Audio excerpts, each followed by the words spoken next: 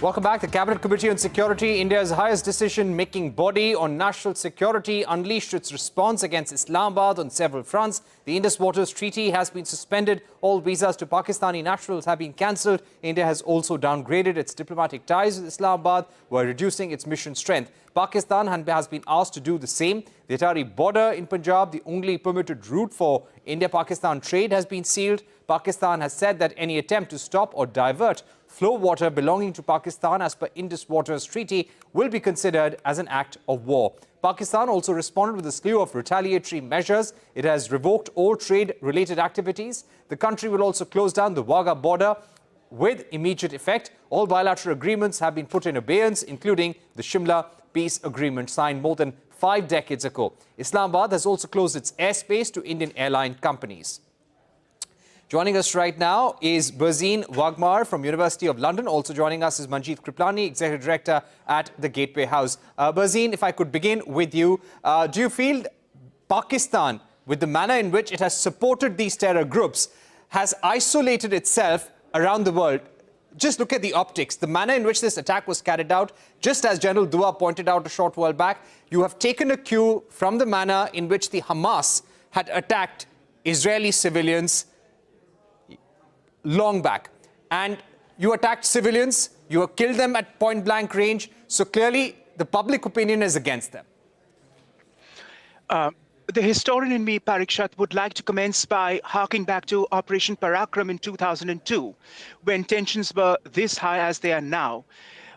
Then in 2002, Pakistan was deemed a non-NATO ally and frontline state in the war on terror. Its importance has considerably diminished, not to mention it disgraced itself with Osama being discovered in 2011 in Pakistan. So things have changed and much water has flowed under the bridge. What has not changed is that Pakistan continues to be a rogue state in that it does not care for the consequences and fallout insofar as reputational costs go in the international arena. It has always factored that in and felt it can ride it out.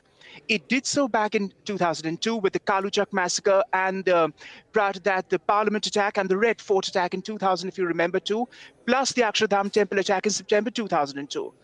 And every time it does so because of the nuclear umbrella.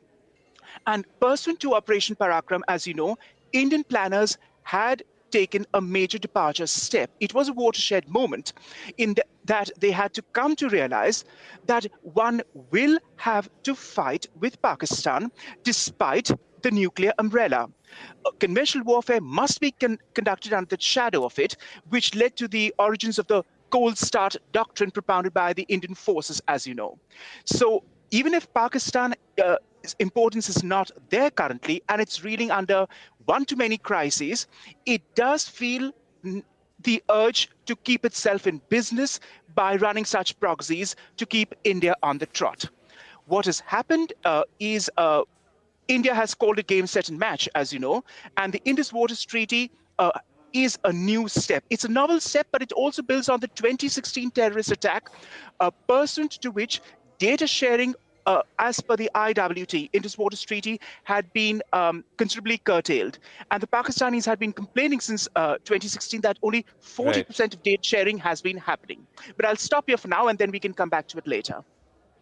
All right. Manjeet Kripalani, thank you so much for joining us as well. Let me ask you about the impact that Pakistan wanted. It wanted to bring back the Kashmir dispute. It calls it a Kashmir dispute, and they wanted to bring it back from their perspective on the international arena. They wanted to instill fear in the minds of Kashmiris that the Pakistani army, Pakistani terrorists still are a force to reckon with in Kashmir.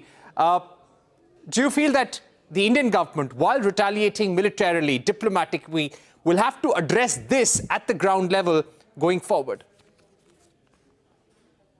Definitely they have to address it, but one or two things that we need to do, which we have not done so far, is two things. The Indus Water Treaty, putting it in abeyance, is long overdue. So we need to start doing what we plan to do, which is building all the 10,000 megawatts of hydroelectric projects, because although people think that Pakistan is the sufferer here, actually India gets only 30% of the water of the Indus from this treaty. Pakistan gets 70%. Secondly, we have not imposed sanctions on Pakistan at all. I mean, this is something, our regulations are woefully out of date. We have a 1967 regulation, which is the Unlawful Public Activities Act, which we're using for dealing with terrorism. We don't have any updated sanctions acts, which is what the US and US CATSA and the UK and Germany, they all have updated sanctions laws. We need to start using this very aggressively.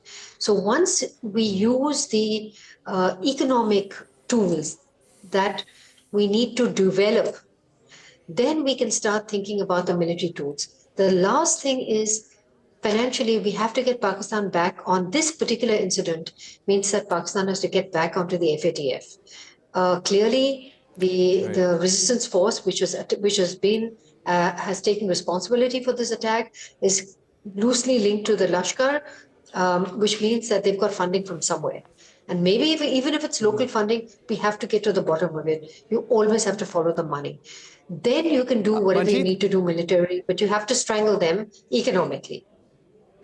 Right. Manjeet Kripalani, do you also believe, and this is what one of our panelists said yesterday, is that do you have a consistent Pakistan policy? Do you feel it's time that our doctrine on Pakistan gets very, very clear? There are no changes in it, whether it's water sharing, whether it's economic relations, or whether it's use of airspace, nothing changes and it remains as it is? That's very hard for us to do, Parikshit. It is our neighbor. We're in this strange situation that really very few countries are in, where we have an actual hostile neighbor to our north. One is Pakistan on our west, and the other one is China to our north. Now we've got Bangladesh, a problem with Bangladesh to our right, which I hope will get resolved. But it's very hard for us to have, draw hard lines. This is not the Soviet Union where you can divide an iron curtain. It's just not that era.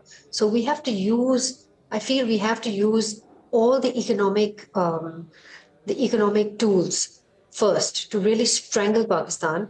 And also we need to step up our diplomatic and our public relations on Pakistan. Pakistanis have superb public relations and we have none.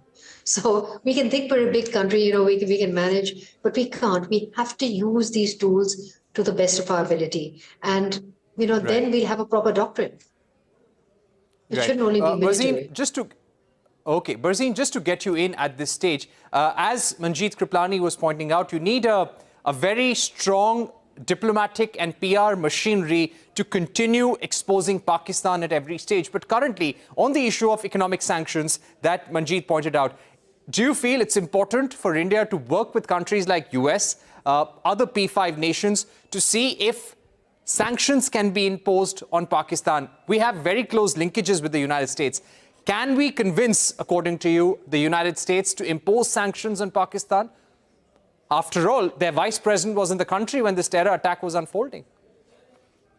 India should capitalize on that. Your interlocutor in Bombay has quite rightly laid out the facts, and that India has a Trump administration in place, the current dispensation, which is particularly favored to India, which has never been seen hitherto in so many decades. Consider just the Tahawur Rana's arrival in India, which would have been unthinkable otherwise in yesteryears. India should capitalize and build on it. And as the lady mentioned, that also India has never had a robust PR policy. The entire thinking in South Bloc, insofar as Pakistan is concerned, is not to give it the oxygen of attention and PR, and somehow the matter would die a natural death, and that you can just ignore it by the wayside. But you see, this goes back to also what I've mentioned, that Pakistan is active enough to conduct these atrocities over and over again, because reputational costs don't matter to it. Just like Iran and what Iran does in the Middle East, reputational costs don't matter to it. It feels it can ride it out and get away with it because of the nuclear umbrella and because of the fact that it's considered a keystone state in a geostrategic region, and that the Western powers may be averse to coming down hard on it because of the terrorism factor. It has played that you can only play that card for so long. But now, Right. of course, India can act on this. And even on flights, I mean, Air India is pretty inured to it. All it does is just exit out of the west coast of Gujarat, and flights can continue to the west. So there's no problem in it. The Indians have enough experience on these matters for flights going to the... We've completely run out of time, but thank you. Okay, we've completely run out of time, Burzine. I'll have to leave it there for the moment. But thank you very much to you and Manjeet Kripalani for joining us in the program. This is a story that we'll continue tracking very closely here on CNBC TV 18. With that, it's a wrap on this edition of Global Eye. Thank you for watching. News continues on the other side.